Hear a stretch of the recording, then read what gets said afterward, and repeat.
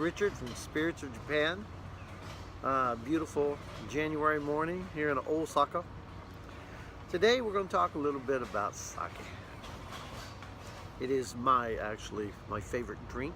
It's the national drink of Japan along with shochu.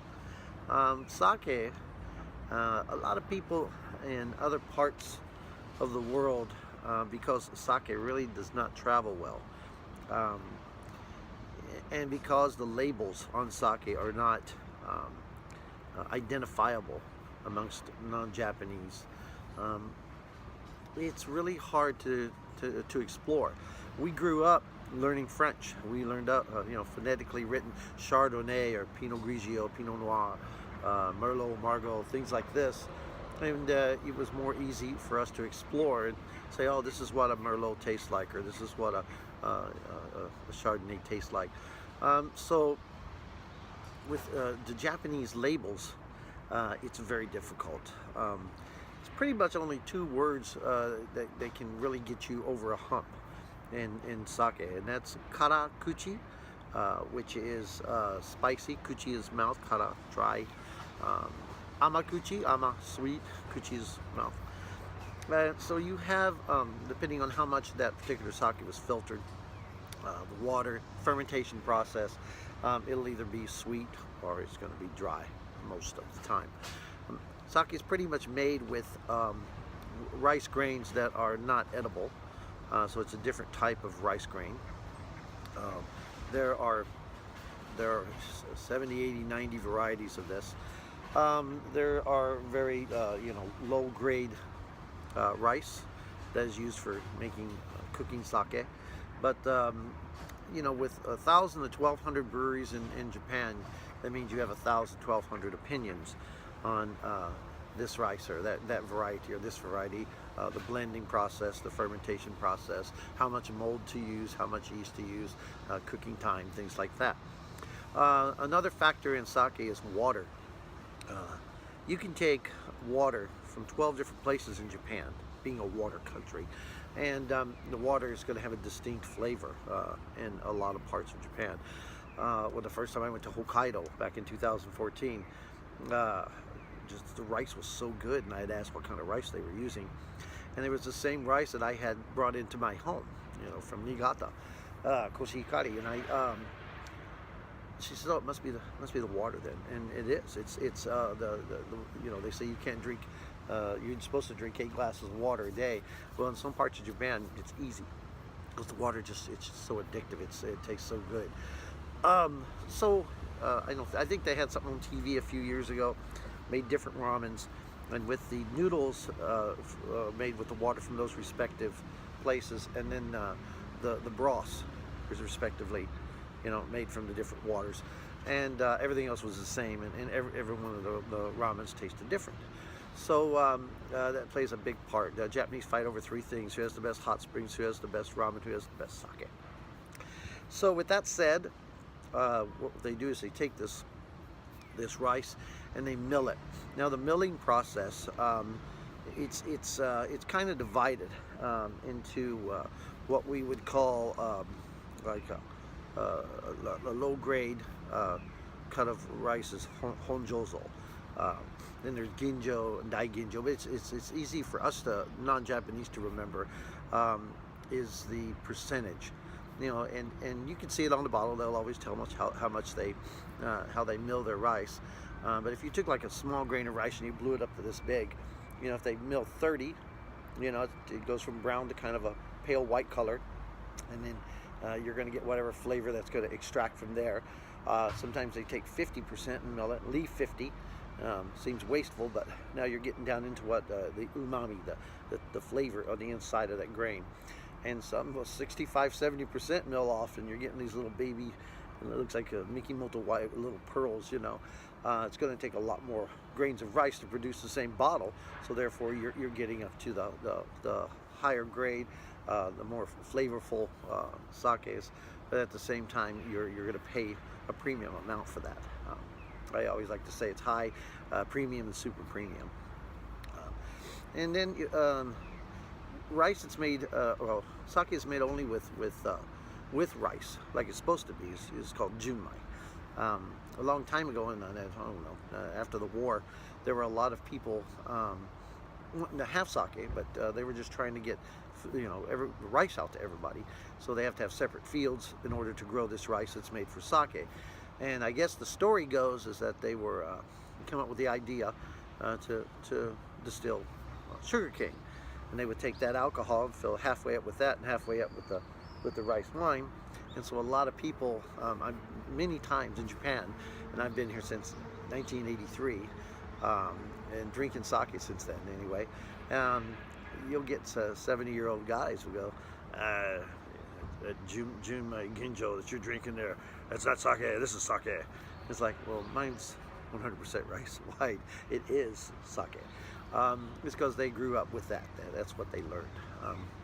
Not to say it's bad or anything like that, but it just expands the flavors of sake now, because now you have different types of alcohol in those sakes. I prefer junmai. Anything with junmai in the front of it, that's what you want to. That's what you want to drink.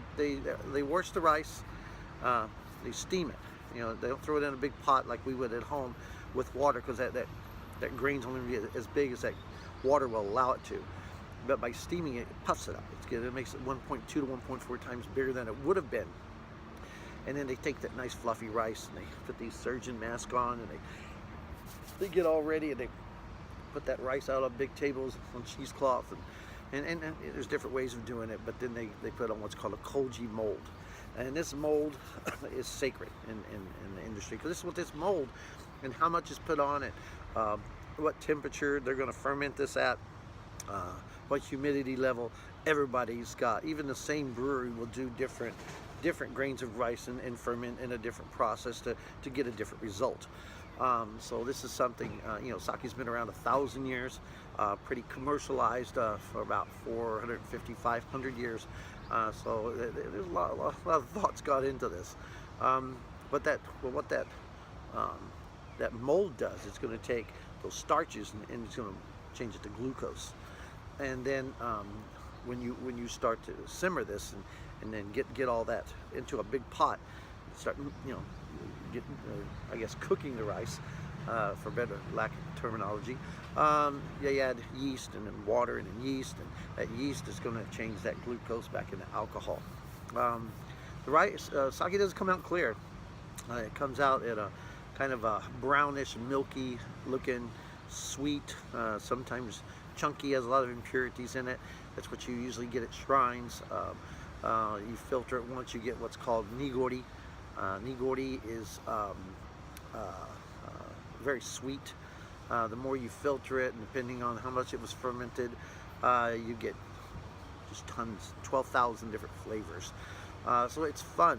If the breweries would just take the label and somewhere put that karakuchi or that amakuchi in English, in the alphabet, and then you can add a plus factor. You have plus. If you get minuses, like a -5 would be like really super sweet. 1 through 4 is still sweet, but maybe a little sourish taste. Or 6 through 9, 10 is dry. It gets drier the higher it gets. So there's, and you go through that. You would go up to a bottle of sake and you would look and you go, I went to a sake tasting. I had a karakuchi that was +8. Hey, I'm going to try that one. And it's going to have a different flavor because it's from a different area. Sake that's sent overseas, if it's in a container, and the outside of that container is against the sun, and then temperatures up and down, up and down, up and down, it could affect the flavor of that sake. Most sake is supposed to be served room temperature. That's what brewmasters, of all the places I've been, brewmasters will tell you. Yeah, you can serve it cold. If you can't drink that bottle within a week, you need to put it in the refrigerator. If friends are coming over, they'll be here in 20 minutes. Pull it out, set it up on the counter, let it start to warm up a little bit. Because too cold is going to affect the flavor of what was originally intended for that particular sake.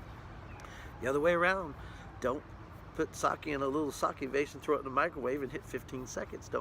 You just killed it. You just killed it all. It's going to taste like crap. People are going to say it tastes like cough medicine, or You don't want to do that. What you want to do is, if you've ever melted chocolate, you double boil it. So you get your water going there, and you put your vase inside there, and you don't go check Facebook. You don't cold call mom. You sit there and you watch that sake. Hot sake is kind of a misnomer because it's not really supposed to be hot. It's supposed to be warm. Because if you get it too hot, you're burning off the alcohol, and again, it's going to change the flavor of what was intended. So you wait, you watch. As soon as that smoke starts to come up, and you pull that off, you're done. It's warm sake. That's what you're supposed to be drinking. So, some people prefer hot sake to cold sake.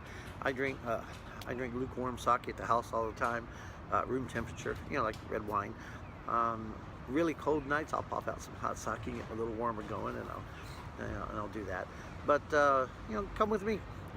I'll take you on a little journey. We can go to breweries. We can go to different. I got this one place that serves 15 different tastings for like 1,800 yen. You can find some fun places to go and try different types of sake. But if and I do nighttime sake tours all the time, and I'll find a flavor for you. I'll find something that you will like. It's just that you probably have been limited in your ability to be able to try sake. So don't give up. There's still an opportunity for you to find that perfect sake just for you. This is Richard, Spirits of Japan.